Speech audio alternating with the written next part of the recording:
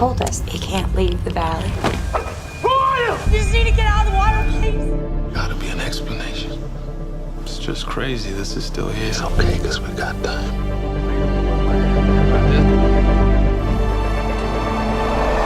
I mean you no harm, man. My name's Caleb.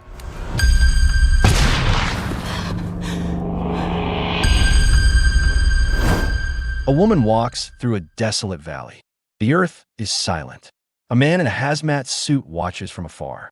Then, another man appears. One valley, 3 souls, and a world that ended long ago. Here's what you can look forward to in the recap of Z for Zachariah.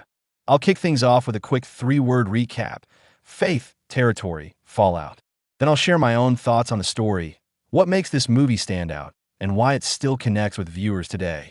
Next, I'll dive deeper into the film's core themes, including gender roles and collapse, race and survival, and faith versus progress. Along the way, I'll include fun bits of trivia with some cool flick facts you might have missed. And finally, I'll close with my final thoughts to help you decide if this film is worth watching. Let's begin. The movie opens with a hopeless view of Earth, devastated after a nuclear war. Radiation has rendered most of the planet uninhabitable, leaving only a few survivors. Among them is Burton, a lone woman who managed to survive thanks to her remote location in the mountains, which shielded her from the worst of the fallout. Now, with no one left around her, and must learn to adapt and survive completely on her own.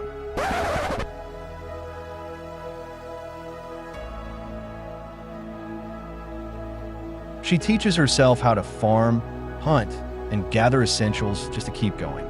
But isn't entirely alone. Her loyal dog, Vero, is by her side, a comforting companion in a world that's otherwise empty.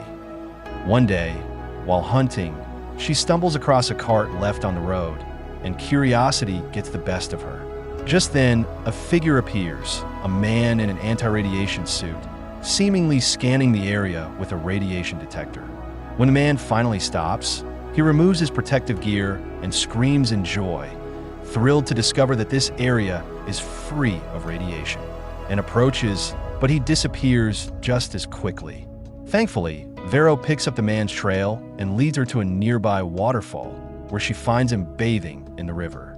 Horrified, and rushes over and warns him that the river is still contaminated, yelling at him to get out immediately. But instead of gratitude, the man points a gun at her. Who are you? You just need to get out of the water, please. Moments later, he begins to feel the effects of the radiation, his body reacting violently.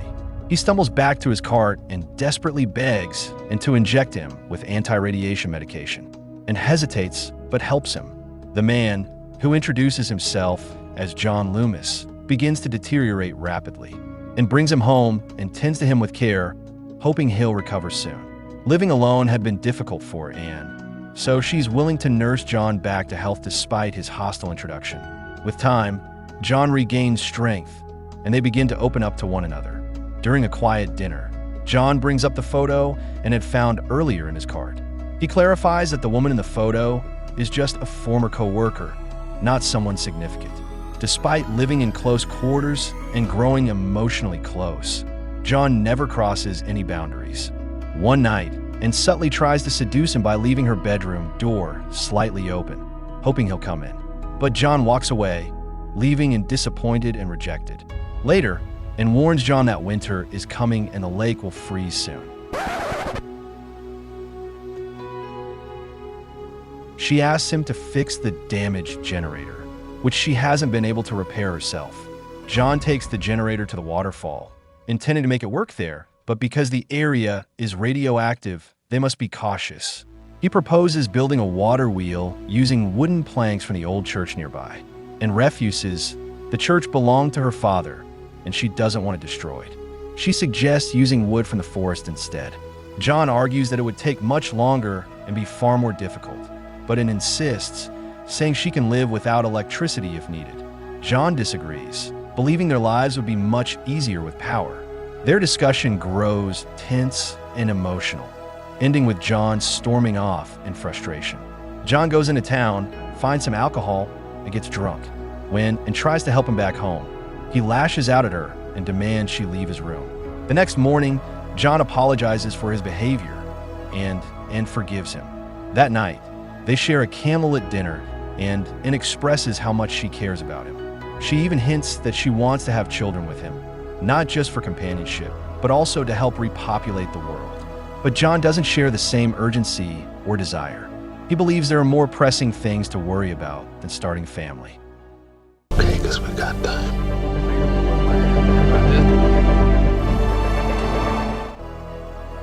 Later, and reconsiders her stance and tells John he can use the planks from the church after all.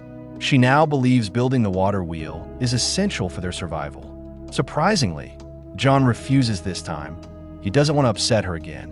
While and is out hunting one day, she encounters a stranger named Caleb. I mean you no harm, man.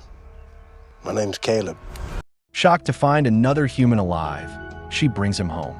Caleb is kind, optimistic, and grateful, but John isn't pleased. He interrogates Caleb, who explains he was a miner and survived the fallout in an underground shelter, and invites Caleb to stay in her brother's old room. John agrees, though it's clear he's not entirely happy about the new guest. As the days go by, and treats Caleb warmly, which stirs jealousy in John, and defends Caleb, insisting he's a good man and means no harm. Eventually, John invites Caleb to join him on a hunting trip. Along the way, Caleb mentions he's eager to help build a power generator and supports their teamwork. Together, the three begin constructing the water wheel. Though, and is uneasy about dismantling parts of the church, Caleb reassures her he promises to repair it afterward. And Caleb spend more time together, and he picks up on her feelings about living without electricity. Caleb listens patiently and vows to honor her wishes while also helping John. Over time, it becomes obvious that Caleb has developed feelings for Anne. When they return home, John senses this too and becomes visibly irritated, though he says nothing. That night, John finally confronts Anne, telling her he won't stand in the way if she wants to be with Caleb. And is stunned, she didn't realize her growing closeness to Caleb had affected John so deeply.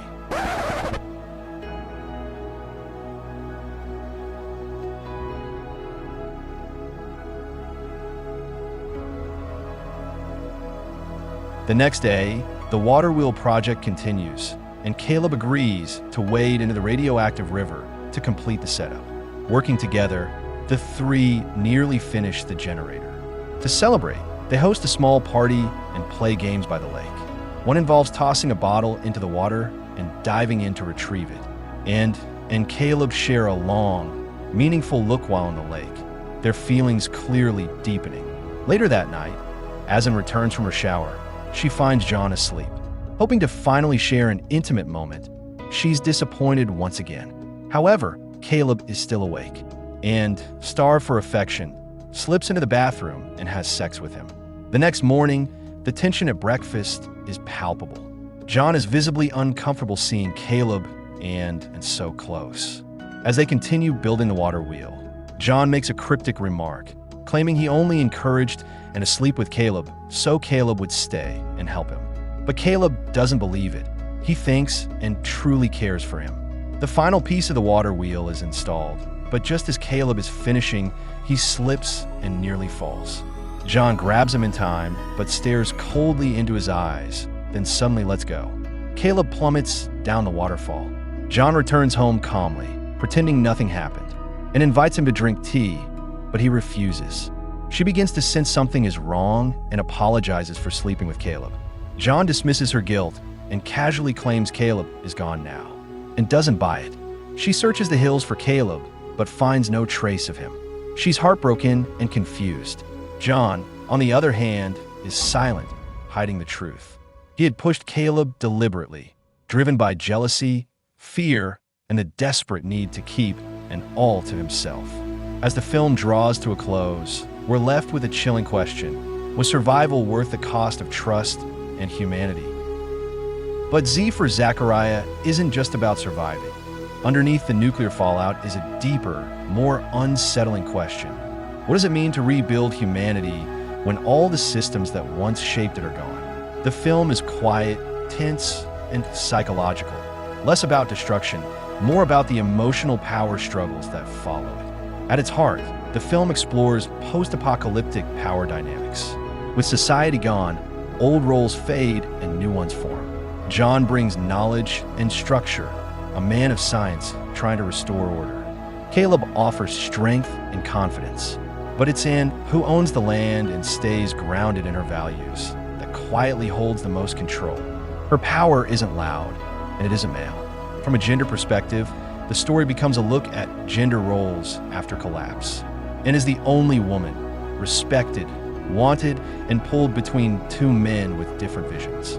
Even in a broken world, patriarchy starts to return, not through force, but through subtle pressure and emotional manipulation disguised as care. Beneath it all are racial tensions and survival. John, a black man, first leads with calm logic and planning. But when Caleb, a white stranger, enters, the balance quietly shifts. No one says it, but body language and silence tell the story. Even without society, old racial patterns still creep in. Viewed through belief systems, the film also looks at faith versus progress and holds on to her religion and moral grounding. John stands for science and rebuilding through reason. Caleb trusts his instincts and charm. Together, they form a fragile triangle: belief, logic, and emotion, each pushing for a different version of the future. These themes show that Z for Zachariah is more than just a survival story. It asks deeper questions about faith, control, and what's left after everything falls apart. This film doesn't scream for attention. It whispers. The tension isn't in explosions, but in slow cracks, in trust, in values, in peace. By the end, there's only quiet and one woman starting over alone. On the flick verdict scale, this one's a must-watch. Thoughtful, poetic, and chillingly real. What makes it powerful is what goes unsaid. That's where it truly lands its punch. Bottom line, a haunting look at who we are when no one's watching, and what we're willing to destroy just to survive. Like slow-burn thrillers that ask bigger questions? Subscribe for weekly breakdowns that go beyond the plot, into the soul. Comment below. In the end, who do you think truly survived, and what did it cost them? Appreciate you watching. Catch you in the next one.